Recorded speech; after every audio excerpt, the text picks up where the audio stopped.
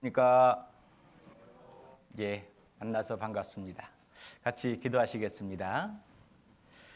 우리를 사랑하셔서 우리 영혼을 구원하시기 위해 하나님께서 친히 이 땅에 오시고 아들 예수 그리스도의 모습으로 이 땅에 모진 고통과 심판과 멸망을 친히 다 겪으시고 십자가에 피 흘려 죽어주심으로 우리의 심판의 죄를 모두 다 영원히 깨끗이 용서해 주시고 값없이 거저 천국에 갈 수 있는 복스러운 소망을 주신 아버지 하나님 감사를 드립니다. 그 하나님의 사랑을 입고 또 하나님을 사랑하는 우리 보성교회 주님의 자녀들, 하나님의 말씀 앞에 또 성도들의 교제 앞에 이 시간 인도해 주시고 함께 하나님의 말씀으로 교제할 수 있는 귀한 시간을 허락해 주신 은혜 감사를 드립니다. 이 시간 하나님께서 우리에게 주시는 말씀을 통해서 우리의 영혼의 양식이 되게 하시고 우리의 삶에 힘이 되고 능력이 되게 하셔서 하나님을 기쁘게 하고 사람을 행복하게 할 수 있는 하나님의 자녀로서의 삶을 살 수 있도록 늘 다스려 주시고 지켜 주시기를 원합니다. 우리 중에 한 사람도 주님 앞에 섰을 때 정말 낙오되는 자 없도록 믿음의 소망과 정말 사랑 안에서 힘있게 살아갈 수 있도록 도와주시고 더욱더 복음 안에서 사랑하는 우리 가족과 주변에 이르진 모든 영혼들을 인도하고 구원에 이를 수 있도록 돕는 역할을 잘 할 수 있기를 간절히 소망합니다.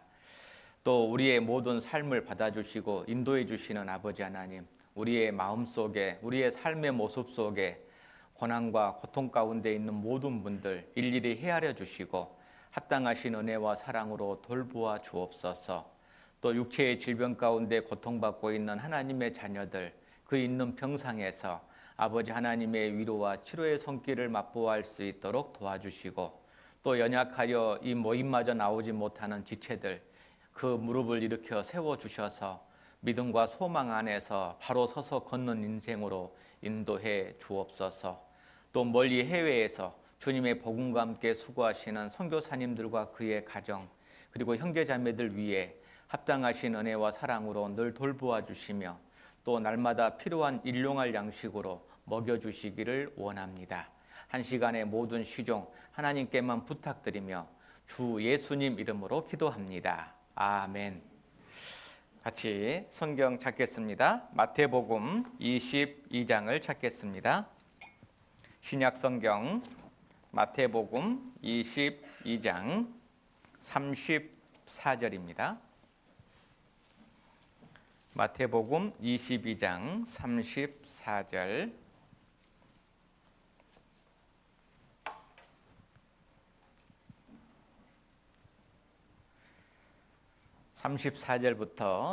34절부터 제가 읽겠습니다.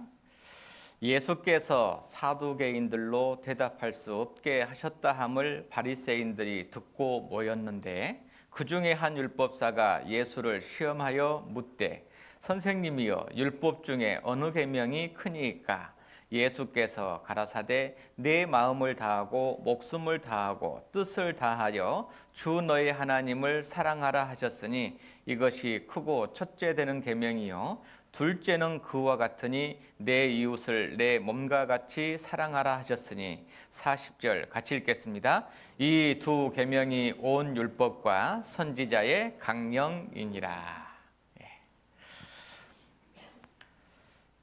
오늘은 하나님과 나 사이에 대해서 좀 생각을 해보고자 합니다. 하나님과 나 사이 어떠세요? 하나님과 나 사이 좋습니까? 아니면 불편합니까? 예수님과 나 사이는 어떠세요? 부부간의 사이는 어떠세요? 부모 자식 간의 사이는 어떠세요? 형제 자매들 사이는 어떠세요? 구역장님하고 나하고 사이는 어때요? 목사님하고 나하고 사이는? 여러분 사이라는 것은요 사람이 우리가 명절 때 사람을 오래간만에 만나면요, 한국 사람들이 잘 물어보는 얘기가 있어요. 잘 사냐? 그래요. 잘 사냐? 결혼한 신혼부부가 와도 잘 사냐? 오래간만에 만난 친구도 너 요즘 잘 사냐? 오랜만에 부모들이 전화를 해도요, 잘 사냐? 물어보죠. 잘 사는 게 뭘 보고 잘 사는 걸까요? 돈 많고, 걱정 근심 없고, 건강하고, 그것이 잘 사는 걸까요? 그 잘 산다라고 물어볼 때 그 물어보는 마음의 바닥에 의미가 있어요. 아무리 좋은 집, 대골 같은 집에서도요, 부부가 서로 다투고 살면 잠언에 있는 말씀처럼 움막에서 혼자 사는 게 낫다고 했어요. 그러죠? 사이 안 좋은 사람하고 아무리 잘 먹고 잘 살아봐야 뭐합니까? 상다리가 휘어지는 음식을 먹어도 소화가 안 되는데. 그러죠? 맨밥에 물 말아서 젓갈 하나로 밥을 먹어도 사랑하는 인과 먹으면 얼마나 맛있고 얼마나 행복한데요. 그러죠? 잘 산다라고 하는 것은 사이가 좋냐 그 말이에요. 사이가 좋냐. 부부 사이가 좋고 부모 자녀 사이가 좋고 이웃과 사이가 좋고 교회 안에서도 형제 자매들과 사이가 좋고 신앙적으로도 하나님과 나 사이가 좋냐. 그게 잘 산다라는 의미죠. 사람 인자 보고 또 사이 간자를 보면요, 그걸 인간이라고 하잖아요. 사람이 사이 간, 사람과 사람 사이가 인간이라는 뜻이에요. 그러니까 인간은 혼자 살 수 없는 존재로 하나님이 만드셨어요. 그래서 더불어서 어울려서 가정을 꾸리고 공동체를 이루고 살아갈 수 있게끔 만들어 놓으신 것이 인간이라는 사람입니다.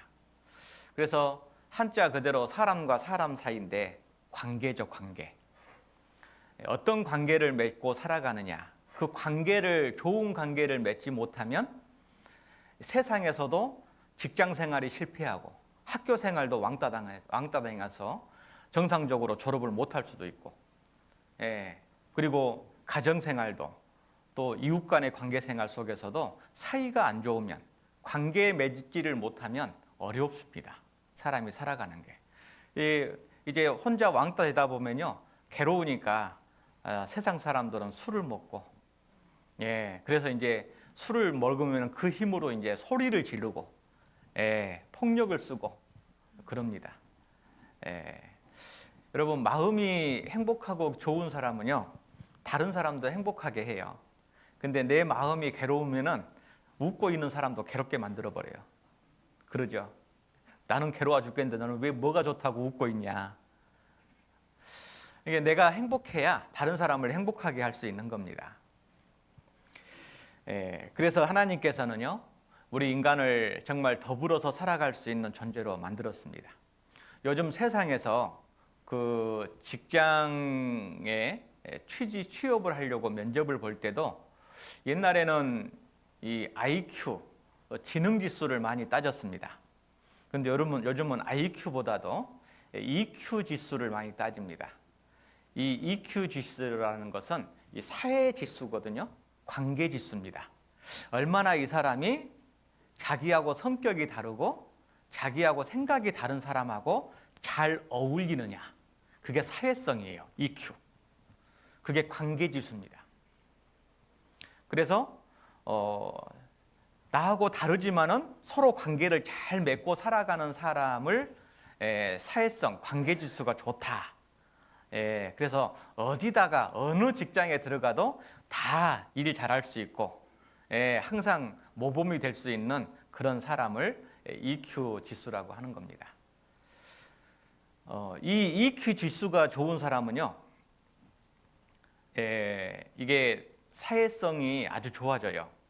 다시 말하면 여러분 1부터 10까지를 더하기로 하면 몇이 나오는지 아세요? 55. 1부터 10까지를 더하면 55가 나옵니다. 근데 똑같은 숫자를요 곱하기로 하면 얼마가 나오는지 아세요?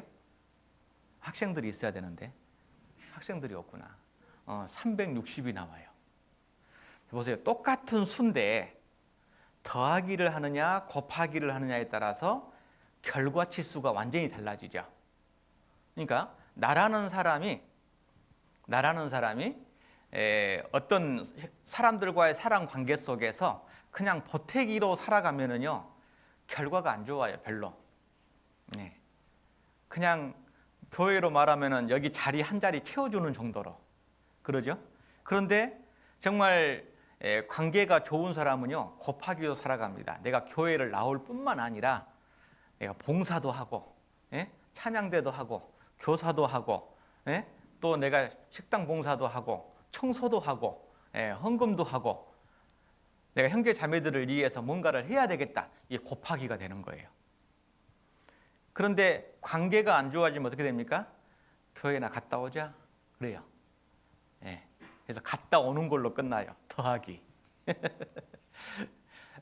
나는 교회 안에서 더하기로 사세요? 곱하기로 사세요? 한번 생각해 보셔야 돼요. 더하기든 곱하기든 감사하죠. 그러나 이왕이면 다홍치마라고 우리가 정말 똑같은 시간을 속에서 똑같이 신앙생활을 하더라도 정말 하나님 앞에 곱하기 인생으로 더 좋은 은혜와 사랑으로 보답하는 삶을 살 수 있다면 자기도 행복하고 옆에 있는 사람들도 정말 행복할 것 같아요. 오늘 읽은 말씀에 하나님과 나 사이가 무엇인지를 말씀해 주고 있습니다. 또 사람과 사람 사이가 어떤 관계인지를 말씀해 주고 있습니다. 다시 한번 보시겠습니다. 37절 예수께서 가라사대 내 마음을 다하고 목숨을 다하고 뜻을 다하여 주 너의 하나님을 사랑하라 하셨으니 하나님과 나 사이 무슨 사이예요? 사랑하는 사이예요. 사랑하는 사이. 38절 이것이 크고 첫째 되는 계명이요 둘째는 그와 같으니 내 이웃을 내 몸과 같이 사랑하라 하셨으니 사람과 사람 사이도 무슨 사이라고 합니까? 사랑하는 사이예요. 그러니까 하나님과 나 사이에 사랑이 빠져버리고 사람과 사람 사이에 사랑이 빠져버리면은 어떤 관계라는 겁니까? 실패의 관계라는 거예요. 성공이 안 돼요. 실패입니다. 실패. 우리는 그것을 경험 속에서 잘 알아요. 여러분 사람이 살아가면서 정말 인생은 하나님이 정해놓으신 대로 수고와 슬픔입니다. 근심과 걱정과 염려가 끊일 날이 없어요. 고통과 상처가 끊일 날이 없는 게 세상입니다. 왜? 그렇게 정해놨어요. 그래도 사람이 살만하다. 그래도 살맛이 난다. 라고 했을 때 무엇 때문에 사람이 살맛 난다라고 할까요? 그 고통과 수고와 슬픔 속에서도 사랑이 있을 때, 사랑을 받고 있다는 걸 알 때, 내가 누군가에게 사랑을 주고 싶을 때 사람은 거기에서 행복을 느낍니다. 미국에서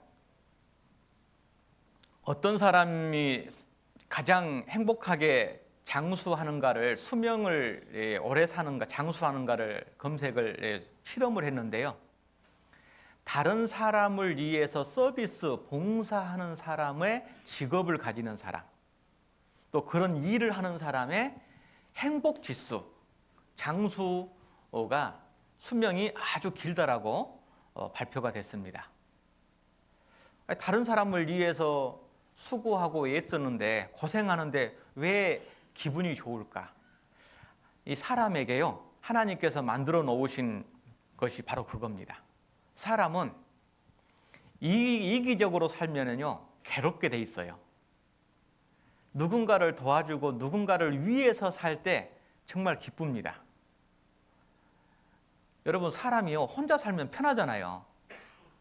근데 왜 결혼합니까? 결혼하자마자 인생이 세상 말로 꼬이잖아요.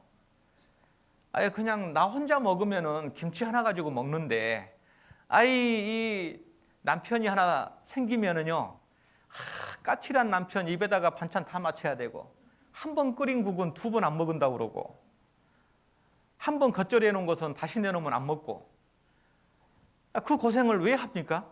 그냥 혼자 살면 되지. 그죠? 그리고 혼자 살면은 그냥 100만 원만 벌어도 사는데, 처자식이 생기면은 200만 원, 300만 원, 400만 원을 벌어야 돼요. 그 고생을 왜 합니까? 그런데 문제는요, 그 고생은 한데 그 고생이 사랑이라는 단어가 딱 붙기 때문에 고생도 좋은 거예요. 고생도 기쁜 거예요. 보람이 있는 거예요. 그러죠? 이 사랑이라는 게 있을 때 모든 수고가 아닌 겁니다.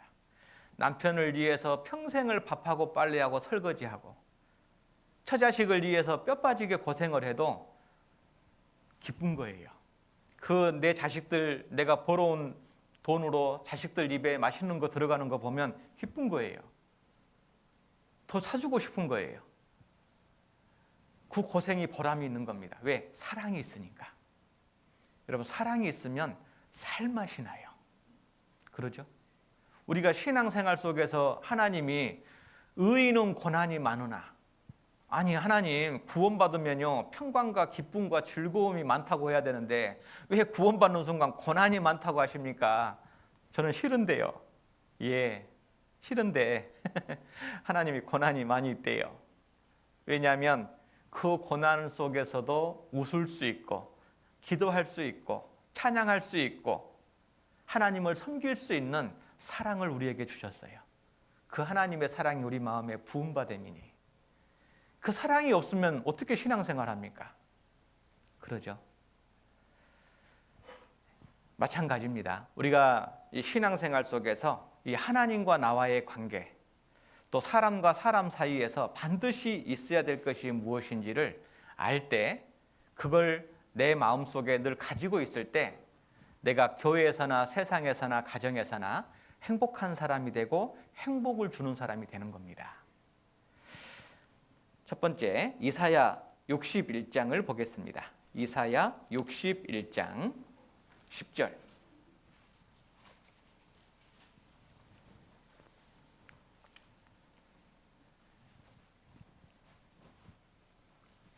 이사야 61장 10절.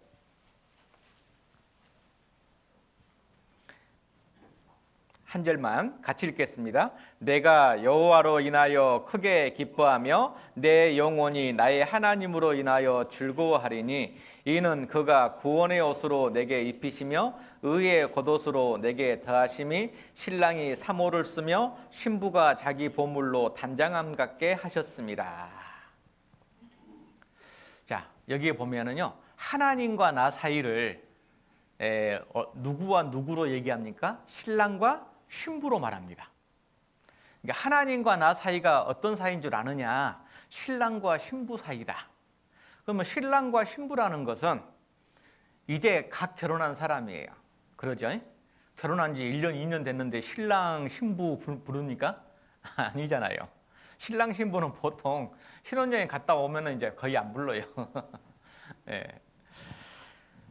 신랑, 신부, 자기 혼자 살아도 편한데 왜 고생을 자처하려고 짝을 만났을까요? 선택했을까요? 왜 결혼이라는 걸 결정했을까요?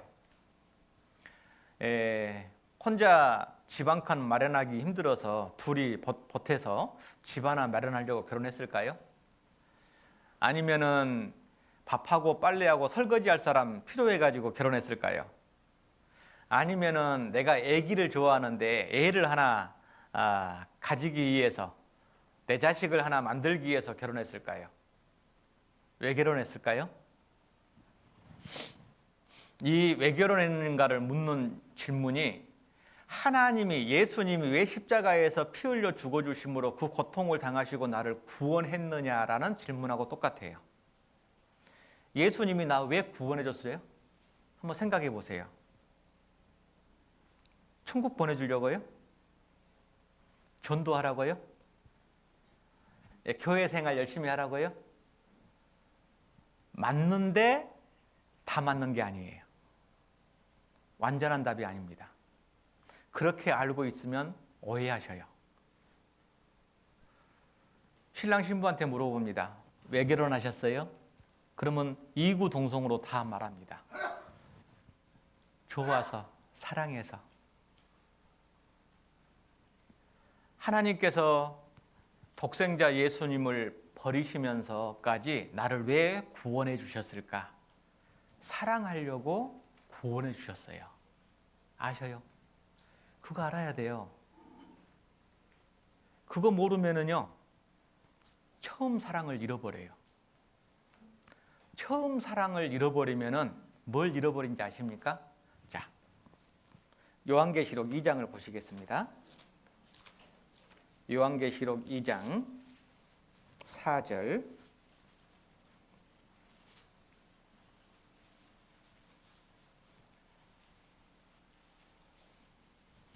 요한계시록 2장 4절 5절 같이 읽겠습니다. 그러나 너를 책망할 것이 있나니 너의 처음 사랑을 버렸느니라. 그러므로 어디서 떨어진 것을 생각하고 회개하여 처음 행위를 가지라. 만일 그리하지 아니하고 회개치 아니하면 내가 내게 임하여 내 촛대를 그 자리에서 옮기리라. 하나님께서 나를 사랑해서 구원해 줬는데 처음에는 하나님 감사합니다 그래 놓고 시간이 지나면서 세상에서 권태기가 온다고 그러죠. 이제 서로에 대해서 호기심이 없어져 버렸어요. 사랑을 잃어버렸어요. 그러니까 이제 남편과 아내의 의무와 도리로 책임감으로 삽니다. 사랑해서 사는 게 아니라 그놈 뭐 정 때문에 살지, 자식 때문에 살지. 왜 그럽니까? 사랑이 식어버렸어요. 여러분, 사랑이 식으면은 그 다음 나타난 단계가 있습니다. 부부가 한바탕 싸우잖아요. 그러고 나면 첫 번째, 꼴도 보기 싫어요. 그리고 같이 밥도 먹기 싫어요. 밥 해주기도 싫어요. 같이 한 입을 덮고 자기도 싫어요. 그러죠?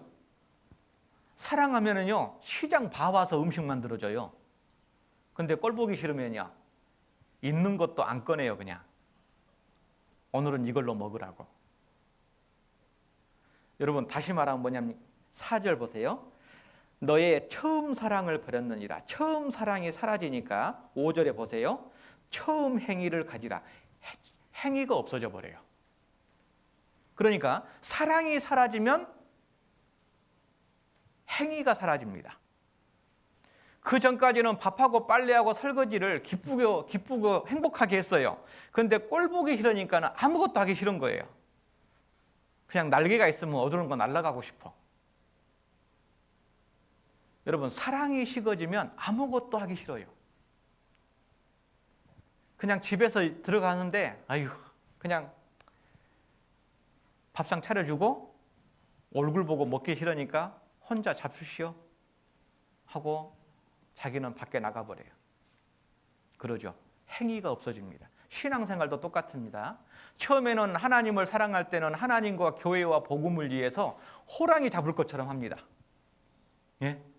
그런데 어느 순간 지나보면요, 안 보여요, 교회에서. 뭐 이유는 이거 되지만은 그 이유가 진짜 아니에요. 중요한 건 사랑이 식어버렸어요. 그러니까 다 싫은 거예요. 사랑. 예수님께서 그럽니다. 그 처음 사랑을 회복해라. 그렇지 않으면 촛대를 내게서 옮기리라. 촛대를 옮긴다라는 것은 하나님의 은혜와 사랑이 멈춰버려요. 하나님의 공급이 끊어집니다. 그러니까 신앙생활을 하고 싶은데 말씀을 읽어도 말씀이 안 깨달아져요. 왜? 하나님께서 안 도와주니까요. 기도를 해도 기도 응답이 안 돼요. 신앙생활 하고 싶은데 기도를 하고 싶은데 기도도 잘 안 돼요. 모든 공급이 끊어지니까 영적으로 소경이 딱 돼버립니다. 그래서 이제 교회만 왔다 갔다 할 수 있어요. 처음 행위가 사라져버린 겁니다. 그것을 기록한 성경이 호세아예요. 호세아라는 말은요, 신약으로 헬라어로 바꾸면 예수예요. 예수. 이 호세아서는 하나님과 이스라엘의 사이를 말하는 책입니다. 이스라엘은 하나님을 사랑한다라고 얘기해요. 근데 하나님은 봤을 때 너희들 속에 하나님의 사랑이 없다라고 얘기합니다. 하나님을 떠나버린 거예요. 그 호세아서를 읽어보시면, 집에 가서 읽어보면 재밌습니다. 호세아라는 선지자가 총각이었습니다. 어느 날 하나님이 나타나셨습니다. 호세아 선지자에게 이렇게 말합니다. 호세아야, 나 너한테 중매하고 싶다. 하나님이 중매한다니까요. 호세아가 입이 이렇게 찢었어요. 아이고 좋아라. 근데 누굽니까 하나님? 너도 알 거다. 알아요? 누군데요? 고멜이다. 고멜? 유명한 창녀요? 이름만 석자가 아니라 이름 투자만 되면 다 알만한 그 창녀 고멜. 마음속으로 생각했습니다. 하나님, 세상에 여자가 없어서 그 유명한 창녀를 아내 삼으라고요. 해도 너무하십니다. 근데 하나님 말씀이니까 어쩔 수 없었어요. 고멜을 데려다가 결혼을 했습니다. 그리고 이스라엘, 로암미라는 세 자식을 낳고 그럭저럭 살았어요. 어느 날 호세아가 밖에 나갔다 들어오니까 애들이 울고 있어요. 엄마 어디 갔냐? 몰라요. 마을을 다 뒤져봐도 없어요. 어떤 사람들이 그럽니다. 다른 남자하고 어디로 가던데? 재벌을 못 주고 외간 남자 만나서 도망가 버렸어요. 호세아는 포기하고 살았습니다. 그럼 그렇지. 나는 이제 자식이나 보고 살란다. 어느 날 하나님께 또 나타나셨습니다. 호세아야, 예 하나님. 무섭습니다. 이번에 또 뭐 말씀하시려고. 네 아내가 돈에 팔려갔다. 그러니까 값을 준비해서 팔려간 네 아내 다시 사와서 다시 네 아내로 삼아라. 이제 처음보다 더 죽겠네 이제. 미워 죽겠는데 돈까지 마련해라. 그나마 있는 이제 땅 팔고 밥 팔고 해가지고 값을 마련해가지고 그 아내를 찾아갔습니다. 그리고 그 남편에게 돈을 주고 그 아내를 사왔습니다. 그리고 다시 아내를 삼은 거예요. 여러분, 그 이야기가 누군지 아셔요? 하나님과 나의 이야기예요. 하나님이 누구를 사랑했냐면 호세아가 창녀를 사랑했잖아요. 아내로 맞이했잖아요. 하나님이 우리를 본래 사랑의 짝으로 지으셨는데 마귀를 따라서 죄에 팔려가 버렸잖아요. 죄의 싹은 사망이요. 그 죄값으로 지옥 가는 거예요. 이대로 가면은 하나님은 실패입니다. 그래서 하나님께서 독생자 예수 그리스도 그 핏값을 주고 마귀에게서 다시 내 영혼을 사왔어요.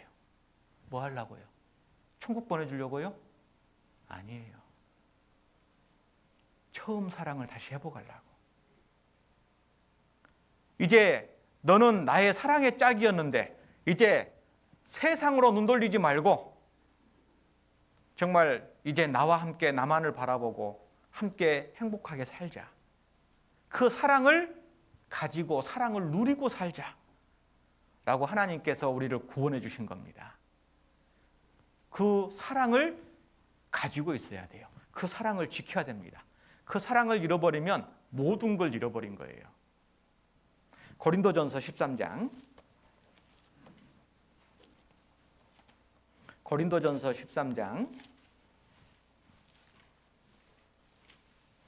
1절로 3절.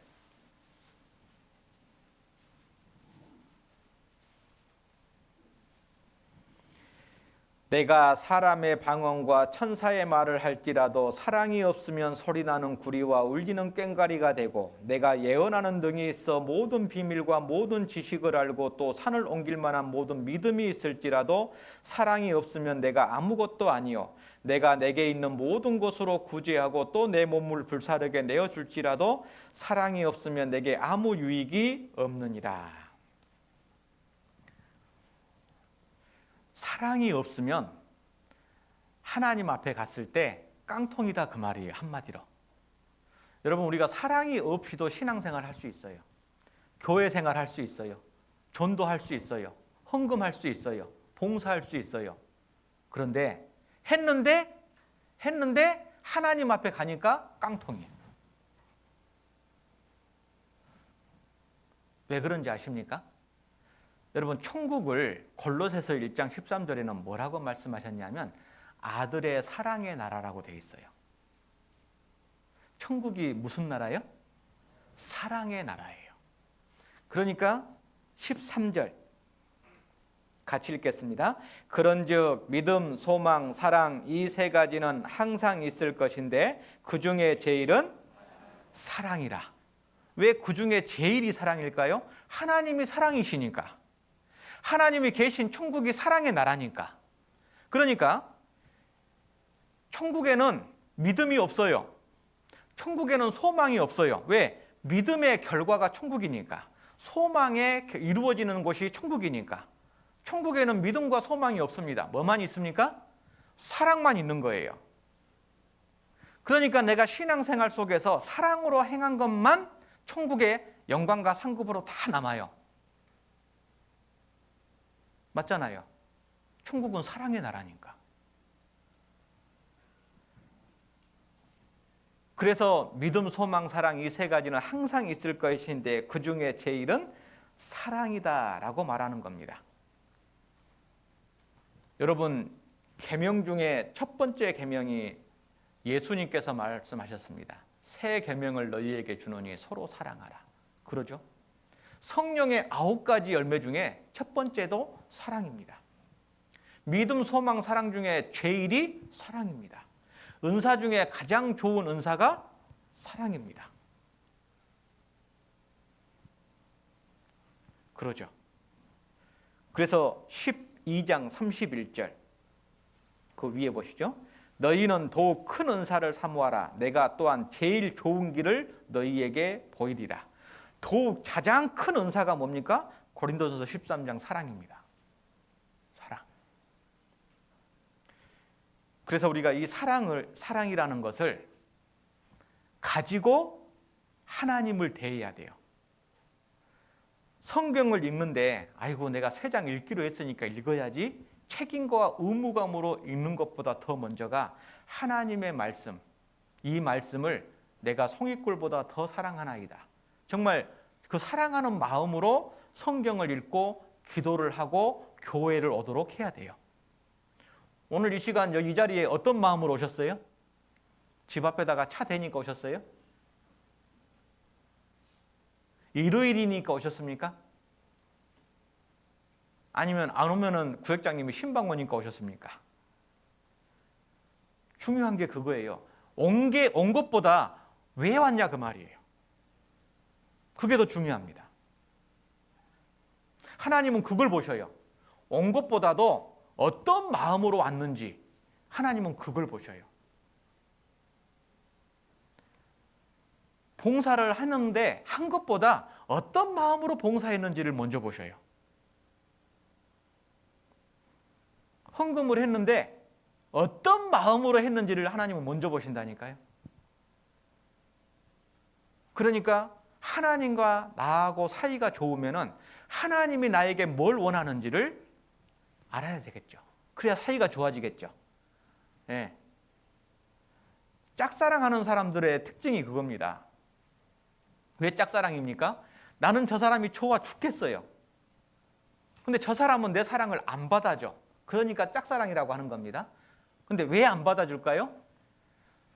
내가 내 사랑을 받아줄 그 사람이 무엇을 원하는지를 알고 그 사람이 필요한 걸 해줘야 되잖아요. 그래야 내 사랑을 받아줄 거 아닙니까? 근데 자기 생각에 이렇게 하면 좋겠지, 이렇게 저렇게 하면 좋아하겠지, 자기 생각으로 사랑하기 때문에 저 사람은 싫어하는 거예요.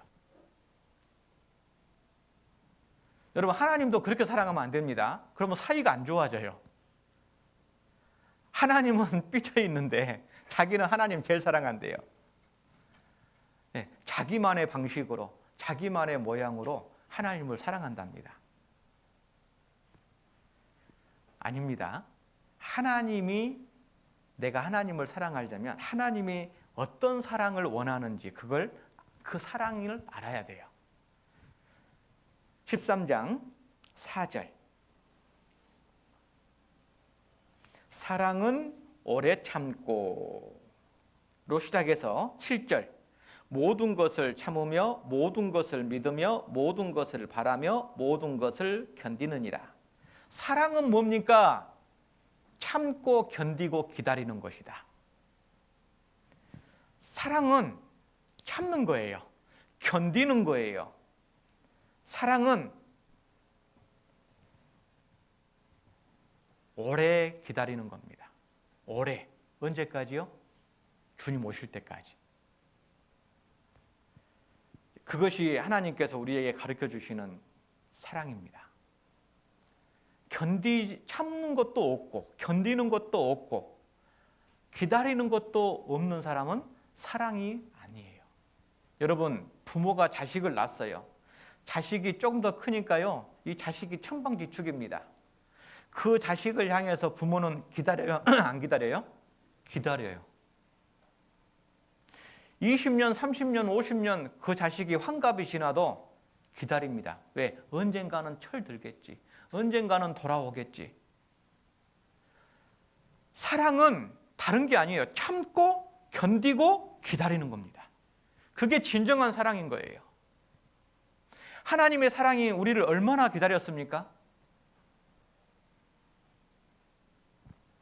내가 60에 구원받고 70에 구원받았다. 그러면 나를 60년 동안 기다리신 거예요. 하나님은. 내가 하나님을 향해서 손가락질을 하고 욕학을 하고 주먹을 휘두르고 별 말을 다 했는데도 하나님은 한마디도 안 하시고 기다리신 거예요. 참으신 거예요. 그래서 저와 여러분이 구원받았잖아요. 하나님이 안 참으면요, 이 땅에 살아갈 사람이 없습니다. 하나님의 사랑은 끝까지.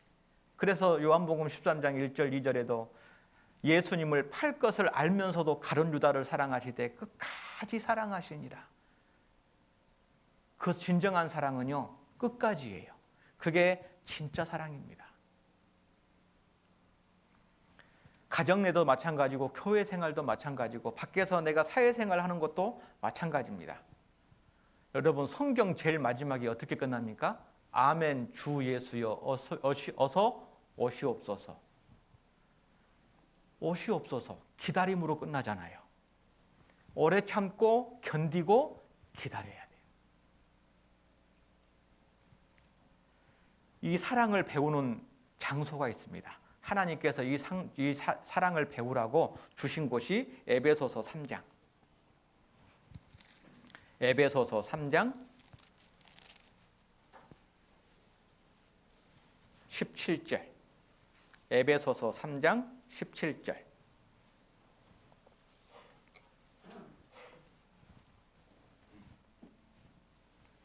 믿음으로 말미암아 그리스도께서 너희 마음에 계시게 하옵시고 너희가 무슨 가운데서요? 사랑 가운데에서 뿌리가 박히고 터가 굳어져서 능히 모든 성도와 함께 지식에 넘치는 그리스도의 무엇을 알아요? 사랑을 알아. 19절 같이 읽겠습니다. 그 넓이와 길이와 높이와 깊이가 어떠함을 깨달아 하나님의 모든 충만하신 것으로 너희에게 충만하게 하시기를 구하노라. 하나님께서 그 하나님의 사랑을 마음에 부은 바 되었고 그 하나님의 사랑을 계속 유지하게 하기 위해서 주신 것이 뭐냐면 교회입니다. 그래서 교회에서 사랑을 배우는 것이에요. 하나님의 사랑은 어디 있습니까? 하나님은 눈에 안 보이잖아요. 하나님의 사랑이 안 보이잖아요. 그럼 하나님의 사랑이 어디가 있습니까? 하나님은 말씀하십니다. 교회에 있느니라. 교회. 그래서 18절에 능히 모든 성도와 함께 벌교교회 성도들과 함께 지식에 넘치는 예수님의 사랑을 알아. 어디서 예수님의 사랑을 알아간다고요? 형제 자매들 속에서 사랑을 알아갑니다. 그러면 사랑은 참고 견디고 기다리는 거니까 내가 사랑하려고 사랑을 배우려고 교회에 딱 왔는데 저절로 사랑이 되고 사랑이 넘치면은 이 말씀이 필요 있어요, 없어요? 하나님이 사랑을 가르치시는데 어떻게 가르치시냐면 나에게 아픔을 줘요. 고통을 줘요. 어쩌라고? 참으라고. 그런데 계속 나에게 고통을 주네요. 한 달 주고 2달 주고. 어떠라고요? 견디라고요. 이제 한 6개월 지나니까 더 이상 못 참겠네요. 그래도 견디라고. 언제까지요? 주님 오실 때까지 기다리라고. 저 사람은 왜 저렇게 안 바뀌지? 왜 말투가 안 바뀌지? 저 사람은 왜 성깔이 안 바뀌지? 바뀌어요, 안 바뀌어요? 안 바뀌어요. 안 바뀐다니까. 언제까지? 주님 오실 때까지 안 바뀌어요, 그 성깔. 그러니까 주님 오실 때까지 어쩌라고요? 기다리라고요.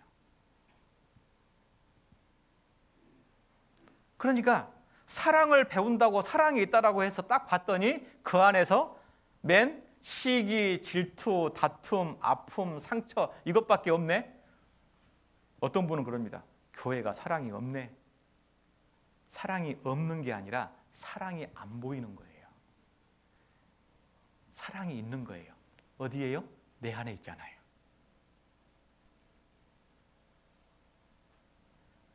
나에게 아픔과 고통을 줄 때 내가 참는 거예요. 그게 사랑이에요. 도저히 견딜 수 없을 때 견디는 거예요. 그게 사랑이에요. 내가 1년을 보고 10년을 봤는데도 안 되네. 주님 오실 때까지 기다리고자 하는 마음, 그게 사랑인 겁니다. 부모가 자식을 조건 없이 정말 영원히 기다리고 견디고 사랑하는 것처럼 교회도 하나님께서 전혀 나하고 다른 생각과 형제 자매들을 만나게 해서 서로 부딪히고 하는 가운데에서 사랑을 배워가는 겁니다. 그리고 또 사랑을 하는 가 배우는 장소가 어디냐면 가정입니다. 가정. 사랑해서 만났는데 살아보니 나하고 닮은 거 있어요, 없어요? 없어요. 나는 그래도 저 사람 만나면 행복할 줄 알았거든. 근데 만나보니 괴로움이 더하네. 또 거기에서 사랑해서 어쩌다가 보니까 애가 생겼어요. 애가 생겨서 애가 나왔었는데 애의 성깔을 보니까는 나하고 또 다르네. 누구 닮았나? 애가 2명, 3명이면 다 달라요, 성깔이. 보니까는 나하고 똑같은 성격을 가진 가족이 한 명도 없어요. 그 가족 안에서도 다 다른 가족을 사랑할 줄 알아야 돼요. 참을 줄 알아야 돼요. 거기서 견딜 줄 알아야 돼요. 그걸 다 하고 다른 모습들을 보면서 기다릴 줄 알아야 돼요. 그걸 못 배우면 안에서 새는 바가지 밖에서도 샌다. 밖에서도 사랑을 못합니다. 가장 피를 나눈 혈육끼리도 사랑하지 못하고 참지 못하고 견디지 못하는데 어떻게 교회 안에서 아니면 세상에 나가서 다른 사람들과의 관계 속에서 그 사랑이 나타나겠습니까? 그래서 이 교회 안에 하나님의 사랑이 있다. 하나님이 우리를 벽돌로 안 만들었습니다. 우리는 산돌이에요. 이 산돌이 어떻게 하나가 됩니까? 어떻게 교회가 됩니까? 그래서 에베소서 2장에 보면은 예수님이 모퉁이 머릿돌이 돼가지고 우리는 산돌이 되어서 그 모퉁이 머릿돌 위에 쌓아져 가면서 건물이 지어져 간다라고 돼 있어요. 여러분, 그 시멘트 회사에서 시멘트를 신청하면요 속에 자갈이 있습니다. 그러죠? 그 자갈 똑같은 모양 있어요, 없어요? 없어요. 다 달라요. 그런데 똑같은 모양이 없는 그 자갈 사이에 시멘트가 딱 들어가면 그 모양 그대로 한 덩어리가 돼요, 안 돼요? 되잖아요. 그게 교회예요. 저 사람을 나하고 똑같은 모양으로 만들어서 사랑하는 게 아닙니다. 있는 모습 그대로를 사랑하는 거예요. 거기에 각자의 모양과 모습은 다 다르고 성격도 다 다르지만 하나님의 사랑이 시멘트처럼 딱 들어가면 모양 그대로 교회가 하나가 딱 됩니다. 그래서 성령의 하나 되게 하신 것을 힘써 지키라. 이렇게 돼 있는 거예요. 이게 교회의 비밀입니다. 이거 깨달아야 돼요. 요거 못 깨달으면은 신앙생활 실패할 수 있어요. 교회를 떠날 수도 있어요. 자, 하나님과 나 사이를 두 번째로 하나님께서 이렇게 말씀하십니다. 이사야 54장. 이사야 54장 5절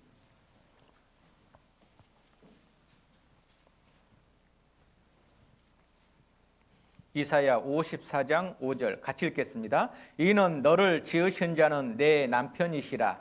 그 이름은 만군의 여호와시며 내 구속자는 이스라엘의 거룩한 자시라. 온 세상의 하나님이라 칭함을 받으실 것이며. 하나님이 남편이래요. 나는 누구란 말입니까? 아내라는 얘기입니다. 남편과 아내래요. 처음에는 신랑과 신부 사이라고 하더니 이제는 이제 남편과 아내 사이라고 말합니다. 자, 신랑과 신부와 남편과 아내는 좀 다릅니다. 신랑과 신부는 사랑이라는 관계 속에서 바라볼 수 있지만 남편과 아내는 이제 그 사랑을 유지하기 위해서는 각자가 해야 될 책임과 의무와 도리가 있어요. 자, 사랑해서 신랑과 신부가 만났습니다. 그 부부가 됐어요. 자, 그런데 둘이 서로 사랑해가지고 날마다 집에서 참기름만 짜요. 밖에 나가서 돈 벌 생각도 않고 설거지할 생각도 않고 밥할 생각도 안 해요. 빨래할 생각도 안 해요. 그러면 그 사랑 오래 가요? 깨질까요? 좀 있으면 먹을 것도 없죠. 집안이 대지막이 되죠. 이제 난리 납니다. 그 사랑이 유지가 안 돼요. 사랑이 유지가 되려면 남편은 밖에 나가서 돈을 벌어야 되고 아내는 가정사를 해야 됩니다. 그러죠? 책임과 의무와 도리를 할 때 그 사랑이 유지가 돼요. 그게 남편과 아내라는 겁니다. 에베소서 5장.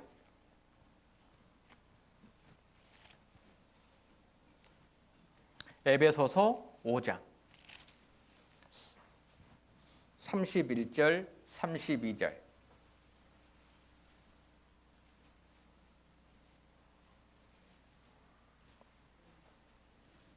에베소서 5장 31절 32절 같이 읽겠습니다. 이러므로 사람이 부모를 떠나 그 아내와 합하여 그 둘이 한 육체가 될지니 이 비밀이 크도다. 내가 그리스도와 교회에 대하여 말하노라. 이 에베소서 5장은 남편과 아내에 대해서 말씀하신 장입니다. 하나님께서 남편이 되시고 내가 이제 교회는 아내다. 그래서 하나님과 이 보성교회, 교회라는 형제 자매들 무리가 통째로 아내가 되는 거예요. 신랑 신부는 각자로 만났죠. 근데 이제 그 신랑 신부로 말미암아 가족이 생기죠. 가족이. 우리 예수 그리스도의 신랑 되신 예수님을 통해서 이렇게 보성계도 많은 가족들이 생겼습니다. 이제 이 가족들이 함께 한 몸이 되는 겁니다. 그래서 예수님은 머리가 되고 어떻게 해요? 나는 교회는 몸이 됩니다. 몸이. 그래서 고린도전서 12장 고린도전서 12장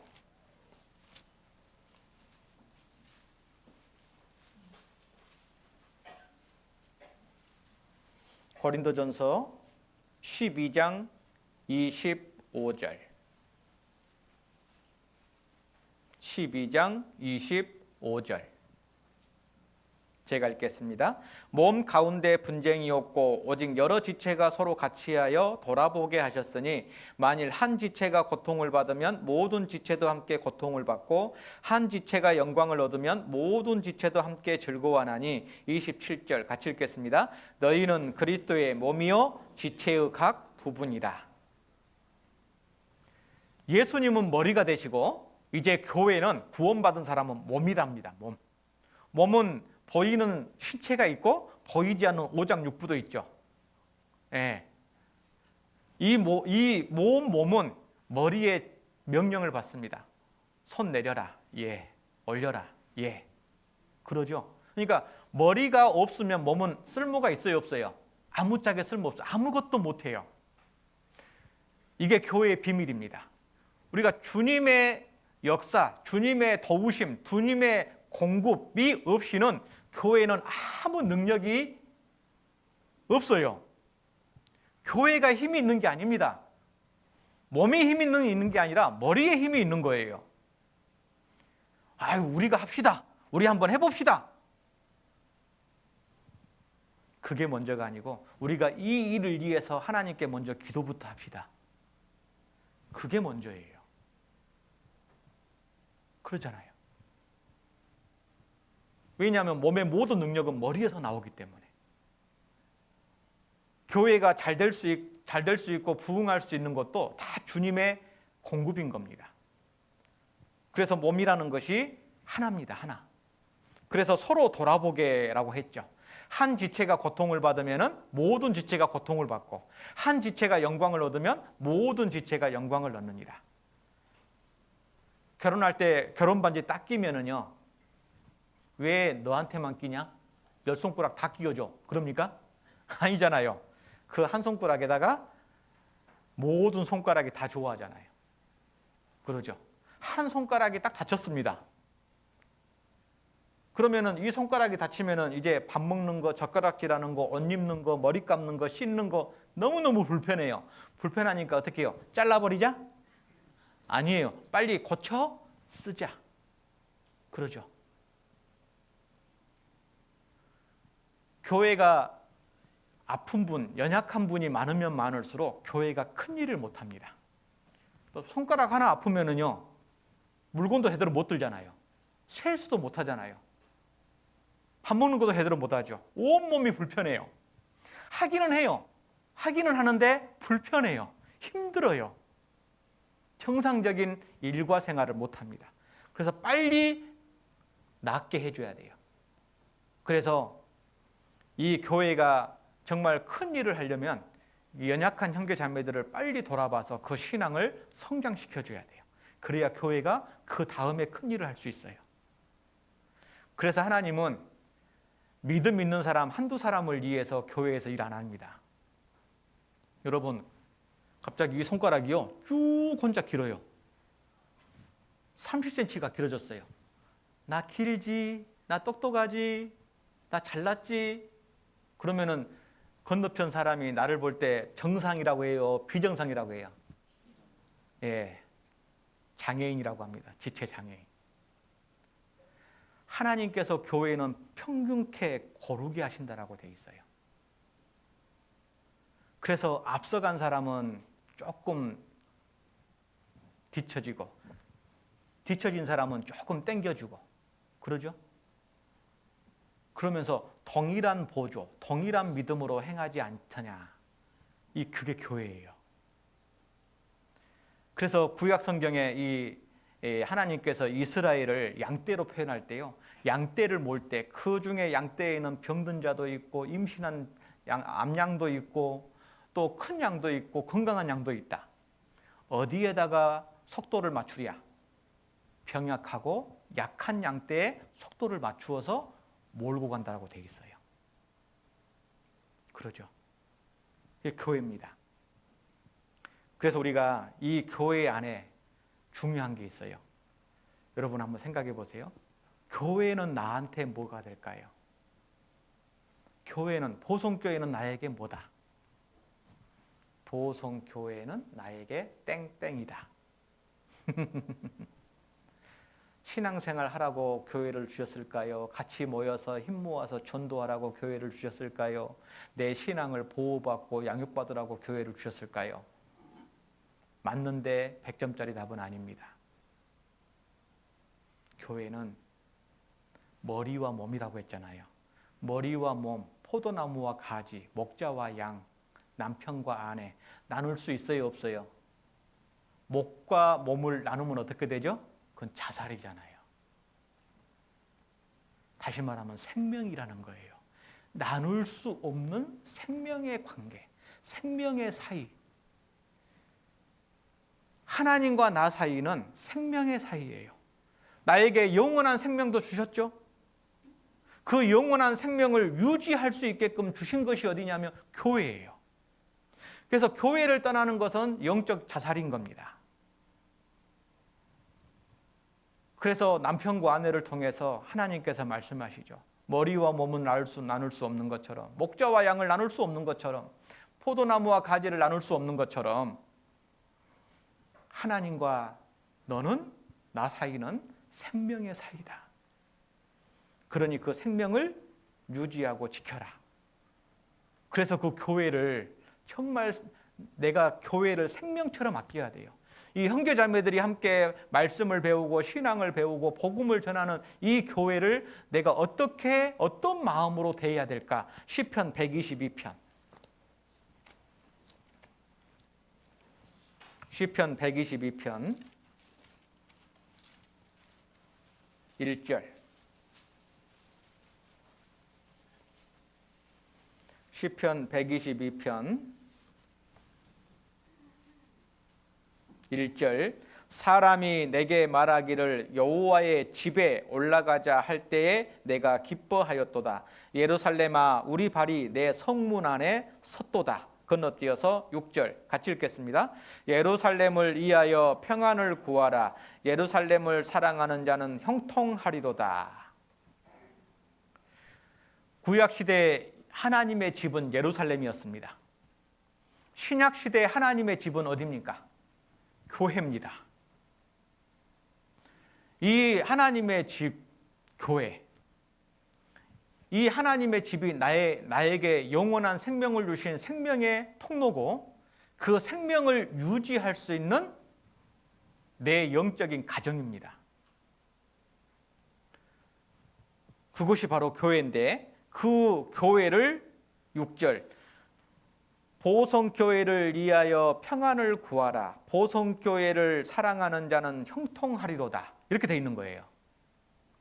교회를 내 생명처럼 여겨야 돼요.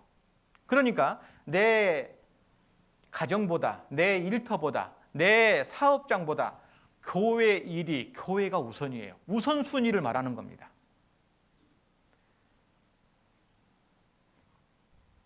전에 제가 어떤 교회에 있을 때요, 어떤 분이 낑낑대고 TV를 가져왔더라고요. 이따만한 40인치. 그때 40인치는 엄청 비싼 거였어요. 한 20년 전이니까요. 예. 요즘으로 말하면 100만 원은 넘어갈 거예요. 아이고, 어떤 겁니까? 집에 이번에 내가 60인치로 TV를 바꿨는데 내가 내 집은 이거 바꾸고 이거 어디다 누구 줄까 하다가 그래도 남 주는 것보다는 교회 주는 게 나을 것 같아서 교회로 가지고 왔노라고. 아이고 고맙습니다 라고 말씀을 드리고 교회에서 이제 쓸 곳을 찾았습니다. 근데 나중에 제가 생각을 해보니까 중고를 교회에 가져오는 것은 아니구나. 집에다는 내가 중고를 쓰더라도 교회에는 항상 새 것을 써야 되는구나. 정말 교회를 내 집보다 더 사랑하고 정말 내 모든 것보다 더 생명처럼 여긴다면 교회는 항상 좋아야 된다. 넉넉해야 되고 풍성해야 되고 멋있어야 되고 깨끗해야 되고 좋아야 된다. 그래서 집에서 내 방 청소 안 한 사람도 교회당 오면 청소하러 갑니다. 네. 교회는 깨끗해야 돼요. 집에서도 밥 안 한 사람은 교회 와서라도 식사적 봉사를 하러 갑니다.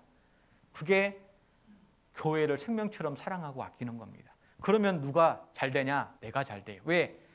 이 교회라는 곳은 내 생명의 통로이기 때문에 그래요. 내 개인적인 생명의 통로고 내 가정의 축복의 통로고 내 사업장의 축복의 통로가 어디냐? 교회이기 때문에 그래요. 하나님은 교회를 통해서 일하십니다. 교회를 통해서 역사하십니다. 만약에 교회를 통해서 일하시지 않고 개인을 통해서 내 집을 통해서 일하시면 누가 교회 나옵니까? 그냥 내 집에서 신앙생활하고 성경 보고 말씀 듣고 기도 생활하면 되죠. 하나님은 교회를 통해서 역사하셔요. 일하셔요. 그래서 교회가 잘 되고 내가 교회를 사랑하는 마음이 크면 클수록 나에게 축복은 더 많이 옵니다. 그래서 정말 나에게 간절한 이루어져야 될 소망이 있고 원한이 있고 정말 간절한 기도의 제목이 있다면 지금보다 더욱 교회를 사랑하십시오. 교회를 위해서 열심히 정말 내 생명보다 더 귀하게 여기셔야 됩니다. 그것이 나와 내 가족의 복입니다. 그래서 하나님과 나 사이는 생명이에요, 생명. 또 하나 하나님과 나 사이를 이렇게 말합니다. 갈라디아서 4장.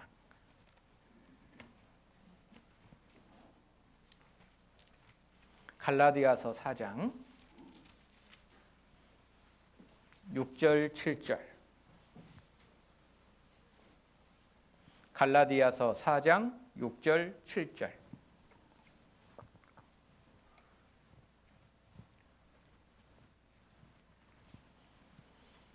너희가 아들인 고로 하나님이 그 아들의 영을 우리 마음 가운데 보내사 아바 아버지라 부르게 하셨느니라. 7절 같이 읽겠습니다. 그러므로 내가 이후로는 종이 아니요 아들이니 아들이면 하나님으로 말미암아 유업을 이을 자니라. 하나님과 나 사이를 아버지와 아들 사이라고 말합니다. 구원받을 때 하나님을 아바 아버지라 부를 수 있지 않습니까? 아바 아버지, 오냐 아들아. 자, 이 아버지와 아들, 우리가 이제 생각해야 될 게 있습니다. 이제 남편과 아내가 서로 책임과 의무를 다하고 사랑을 나눌 때 거기에서 사랑의 생명으로 태어난 것이 자식이잖아요. 이 자식이 태어납니다. 자식이 태면 부모가 자식에게 제일 먼저 가르쳐야 될 거. 뭘 가르쳐야 될까? 외국어? 영어? 수학? 공부 잘하는 거? 가르쳐야 될까요? 아니요. 요거 가르쳐야 돼요. 히브리서 5장. 히브리서 5장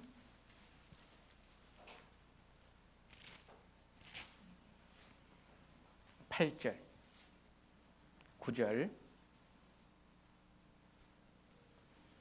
그가 아들이시라도 받으신 고난으로 순종함을 배워서 온전하게 되었은즉 자기를 순종하는 모든 자에게 영원한 구원의 근원이 되시고.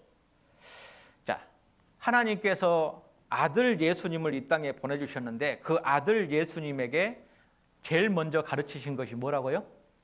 순종이에요, 순종. 자, 순종함을 배우면은 어떻게 된다고요? 온전하게 되었은즉. 여러분, 신앙생활에 믿음이 좋다, 정말 신앙이 성장했다, 그 사람 신앙을 믿음을 보니까 정말 온전하다라는 평가가 뭡니까? 기준이 순종입니다. 순종. 이 순종이 안 되면 사람이 안 된 거예요. 여러분 생각해 보세요.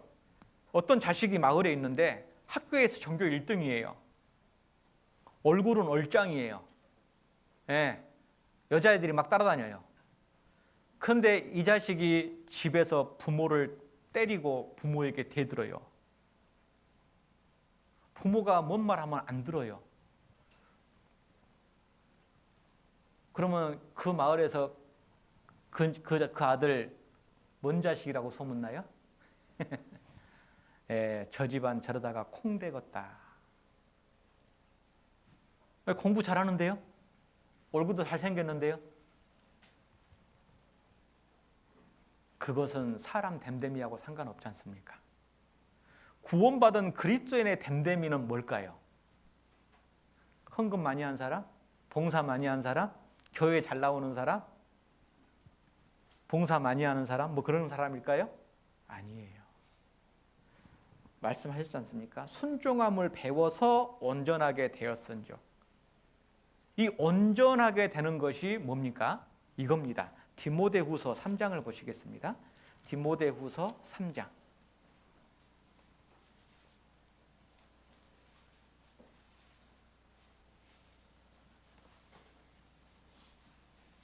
3장 17절. 디모데후서 3장 17절 같이 읽겠습니다.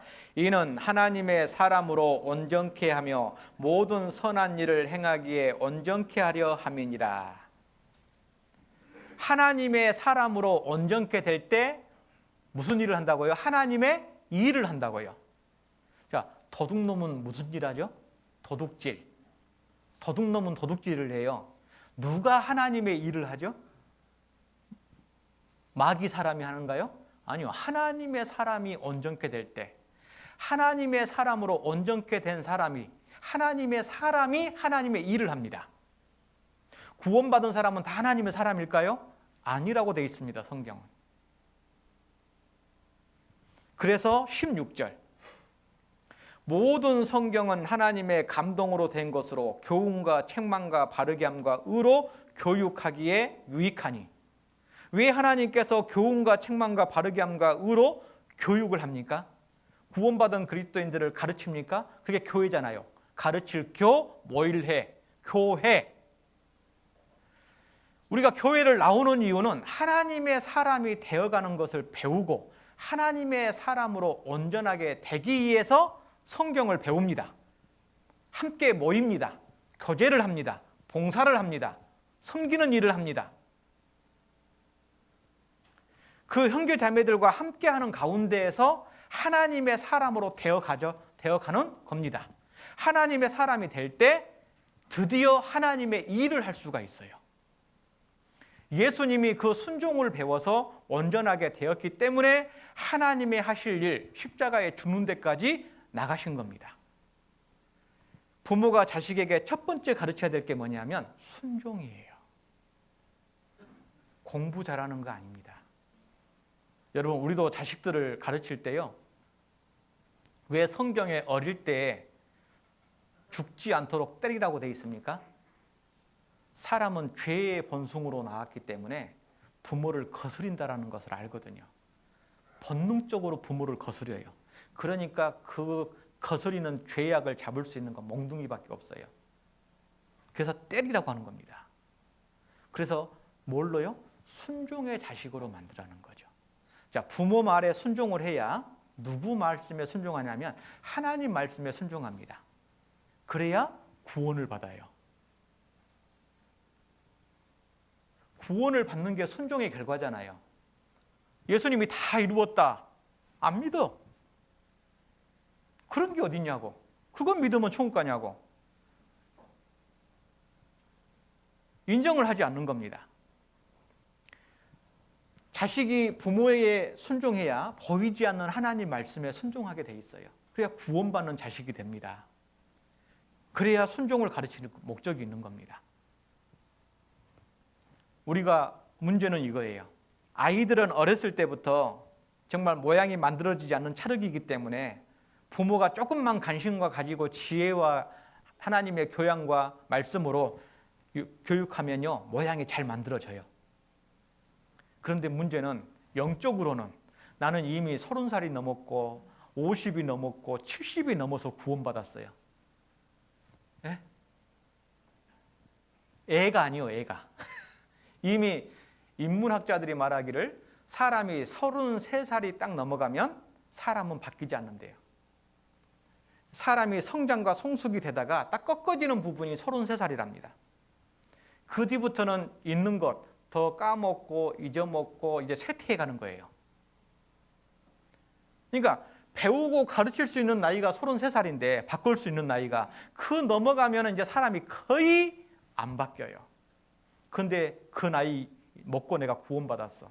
근데 교회에 와서 구원받은 건 좋은데 내 육신한테 이거 해라, 이거 하지 말아라, 저거 해라, 저거는 하지 말아라. 돼요, 안 돼요? 예? 말씀 들을 때는 고개 끄덕끄덕 하는데 집에 가면 돼요, 안 돼요? 안 되잖아요. 그래서 사도 바울이요, 나는 날마다 죽노라. 내 육체를 쳐 복종시킨다고 돼 있어요. 그게 어린 애들 몽둥이로 찜질하는 거예요. 애들 순종 가르치는 것보다 나이 먹고 구원받은 내가 변하는 게 더 어려운 거예요. 그 위대한 사도 바울이 평생을 자기를 쳐 죽였대요. 몽둥이로 두드려 팼답니다. 그래서 순종을 하게끔 만들었대요. 근데 몽둥이 찜질 잘하고 계십니까? 아니면 그냥 태평하게 놔둬버립니까? 여러분, 종을요 곱게 양육하면 나중에 자식인 체하리라고 돼 있어요. 여러분, 이 몸뚱이는요 쳐서 복종시키라고 되어 있습니다. 얼마나 질긴지 절구에 놓고 공이로 찌을지라도 그 미련한 것이 벗겨지지 않는다라고 되어 있어요. 그게 접니다. 그게 나예요. 그만큼 즐겨요. 근데 순종이 되겠냐고요? 하나님의 사람이 되는 게 쉽냐고요? 어려워요. 하나님의 아들이 된 거는 믿음으로 됐지만 아들답게 되는 것이 그렇게 쉽냐고요? 얼마나 어려운데요. 저는 지금도 어렵습니다. 지금도 힘듭니다. 어떠세요? 이 내 육신과의 싸움이 끝나지 않고 주님 오실 때까지 계속 돼야 되는데 나는 가정에서, 직장에서, 교회 안에서 내 육신을 그 하나님 앞에 굴복시키고 복종시키기 위해서 얼마만한 고생을 하냐 그 말이에요. 얼마만한 수고를 하고 있느냐. 여러분, 야곱이 에서 발 뒤꿈치를 잡고 태어났잖아요. 모태에서부터 싸웠죠. 뱃속에서부터 죄성이 있는 거예요. 그러죠? 뱃속에서 싸우니까. 이 야곱이 일명 꾀돌입니다. 꾀돌이. 하나님께서 이 꾀돌이를요 자기 의지하지 않고 하나님 의지하게 만들려고 자기보다 더 단수가 높은 꾀돌이 외삼촌 라반의 집에다가 20년을 보냈어요. 자기 단수보다 더 높은 거예요. 자기 급수보다 더 높아요. 라반이. 그래서 야곱하고 이 품꾼의 계약을 3번이나 어겼어요. 그런데 꼼짝 못하고 야곱이 거기서 20년 종살이를 합니다. 대단하죠? 그 꾀돌이 머리 좋은 야곱을 20년 동안 부려먹은 외삼촌이니까. 그런데 이제 하나님께서 이 야곱을 야, 네 부모가 살았던 땅으로 돌아가라. 이제 짐 싸가지고 자기 아내 4명을 데리고 10자식을 데리고 가는데 가면서 걱정이 되는 거예요. 왜? 자기 형 에서가 자기를 쳐 죽이려고 했는데 분명히 내가 가다가 형을 만날 것 같은데 형이 나를 죽이려고 달려들 건데 어떡할까? 벌써 또 머리 돌리는 거예요. 이렇게 해야 되겠다. 한 대, 2대, 3대를 나눠서 무리를 나눠서 나는 제일 뒤에 가겠다. 형이 앞대를 딱 치면 2대가 막아주고 나는 도망갈 시간을 벌고 그 머리 궁리하고 가는 거예요. 그 머릿속에 생각 속에 하나님이 없는 겁니다. 하나님이 보니까요 기가 막힌 거예요. 어떻게 할까? 도저히 이렇게 해가지고 하나님의 약속의 땅으로 보내면 하나님의 증인 역할은 고사하고 하나님을 욕먹일 것 같으니까요 밤에 야복강으로 초대를 합니다. 야곱아 일로 좀 와봐라. 갔더니 천사가 야곱의 허리춤을 탁 잡더니 씨름을 거는 거예요. 그래서 야곱도 어떨 씨름을 했네요. 엎치거니 뒤치거니 했는데 날이 셀 때까지 싸움이 결판이 안 나요. 그게 우리 육신의 질긴 겁니다. 하나님 앞에 그렇게 굴복이 안 되는 거예요. 내 생각에는, 내 경험에는, 내가 알기로는 그 나라는 것이 그렇게 안 꺾이는 거예요. 결국은 하나님께서 안 되겠어서 환도뼈를 쳐버렸습니다. 자기의 환도뼈라는 건 사람의 소망입니다. 소망을 끊어버리는 거예요. 네 재주로 이제 뭐 농사를 짓고 네 재주로 뭘 세상에서 해보려고 하기는 뭘 해? 하나님만 바라보게 딱 해버린 거예요. 그때 야곱을 이스라엘로 딱 바꿔줍니다. 여러분 우리도 이름이 바뀌어야 돼요.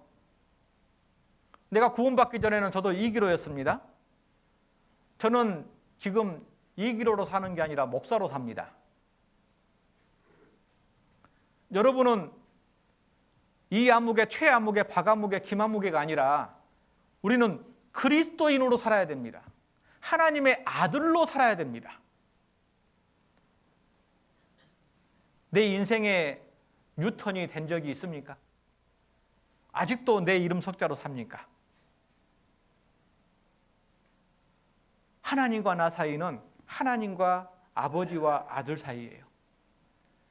그래서 이 순종이라는 것이 너무나 중요하기 때문에 골로새서 3장 18절 이하에 보면 아내들아, 남편들아, 자녀들아, 아비들아, 종들아, 상전들아, 위아래가 있다라는 걸 하나님이 말씀하신 겁니다. 보이는 위아래를 통해서 보이지 않는 하나님이 계시고 너는 하나님 아래에 있다. 너는 피조물이다. 너는 하나님의 의지하지 않고 하나님의 도우심 받지 않고는 살아갈 수가 없다. 이 얼었던 만물이요, 봄에 햇빛이 쫙 온도가 올라가니까 만물이 소생하잖아요. 이게 하나님의 능력 아닙니까?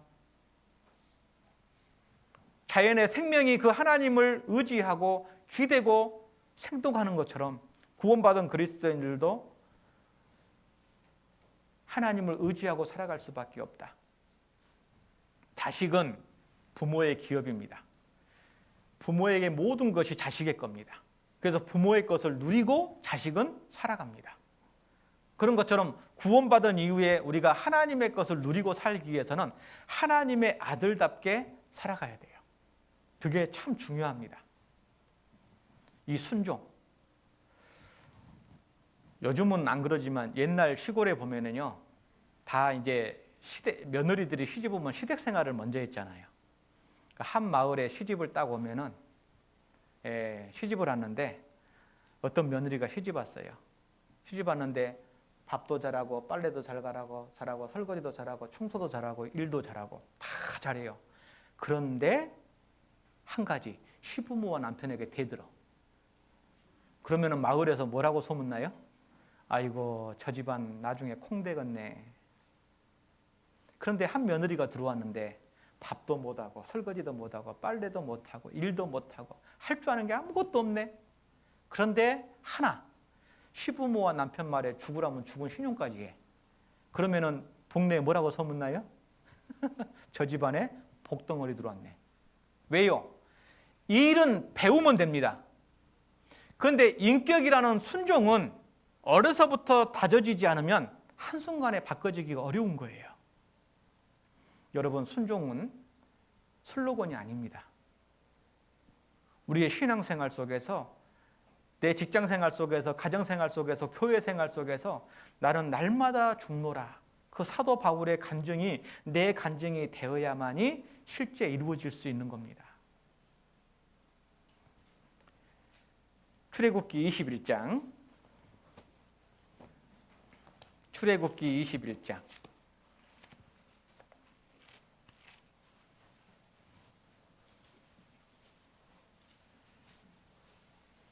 21장 5절.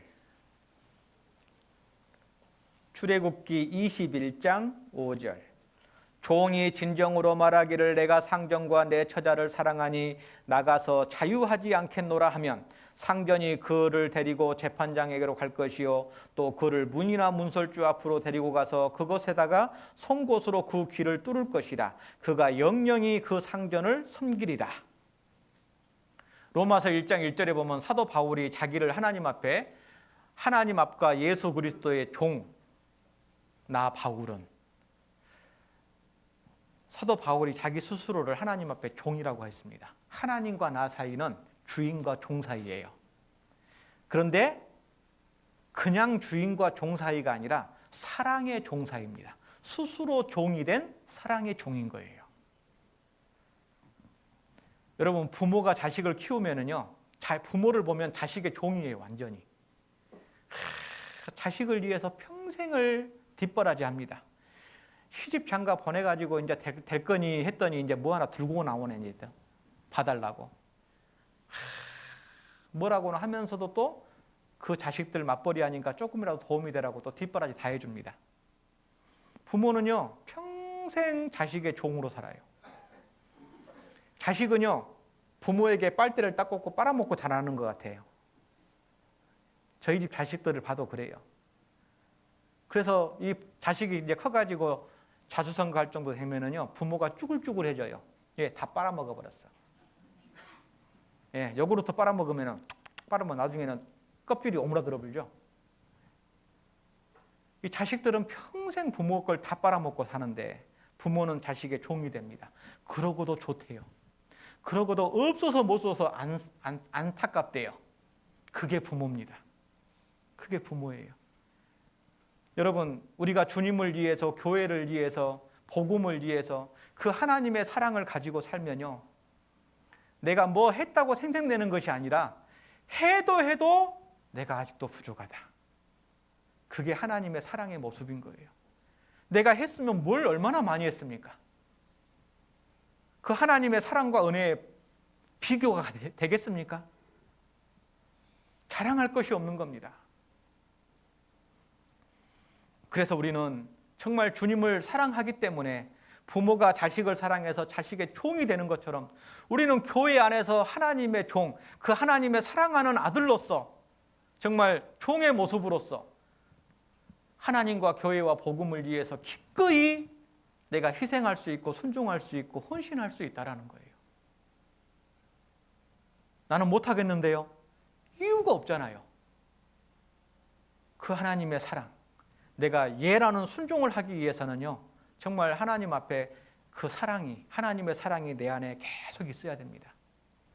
히브리서 11장이 믿음장이라고 말하는데 저는 그것을 보면요, 바보들의 장이에요.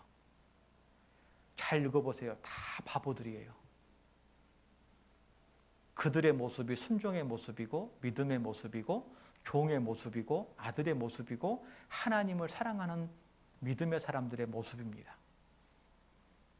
자기들의 생각이 있지만 생각을 고집하지 않고 경험을 내세우지 않고 말씀을 따라 갈 바를 알지 못하고 아브라함은 고향을 떠났고 모세는 자기 왕궁을 버리고 광야의 백성들과 스스로 고생하러 자처하러 갔고 그 바보들 아닙니까? 세상의 눈으로 보면 그들은 바보입니다. 그러나 하나님의 눈으로 볼 때는 그들은 최고의 믿음의 선진들이었습니다. 오늘 이 하나님과 나 사이, 신랑과 신부 사랑, 남편과 아내 생명, 아버지와 아들 순종, 그리고 주인과 종, 사랑의 종의 모습, 이 하나님의 나와의 사이가 어떤 사이인지, 어떤 관계인지를 내가 정상적으로 알고 살아갈 때 우리가 신앙생활을 좀 더 힘있게 할 수 있고 하나님의 축복과 은혜가 넘치리라 믿습니다. 기도하시겠습니다. 우리를 사랑하신 아버지 하나님 감사합니다. 오늘 이 시간 하나님과 나 사이에 대해서 함께 교훈을 받았습니다. 하나님의 말씀을 우리의 부족하고 연약한 머리로 지혜로 어떻게 다 헤아릴 수 있겠습니까? 오늘 이 시간 각 사람의 받음의 믿음대로 또 지식의 말씀대로 깨닫게 해주시고 하나님과 나와의 관계가 얼마나 귀하고 소중한지 그것을 지키며 살아갈 때 또 얼마나 큰 축복과 은혜가 넘칠 것인지를 우리가 또 우리 가정과 우리 보성교회가 더욱더 넘치는 하나님의 은혜와 사랑과 축복으로 넘치기를 간절히 원합니다. 우리 형제 자매님들 가정마다 또 손으로 하는 모든 일마다 하나님과 교회와 복음 안에서 더욱더 하나님을 기쁘게 하는 온전한 드림이 되고 또 쓰임이 될 수 있도록 하나님께서 축복해 주시고 또 함께해 주옵소서. 또 각 가정마다 하나님을 위해서 간절한 기도하는 모든 내용들 하나님께서 응답해 주시고 또 성취해 주시고 사랑하는 우리 가족들과 이웃들에게 주님의 복음을 힘있게 전하고 그들의 영혼을 하나님께로 인도하는 일에 더욱더 열심을 품을 수 있도록 도와주옵소서. 언제나 우리를 사랑하시는 예수님 이름으로 기도합니다. 아멘.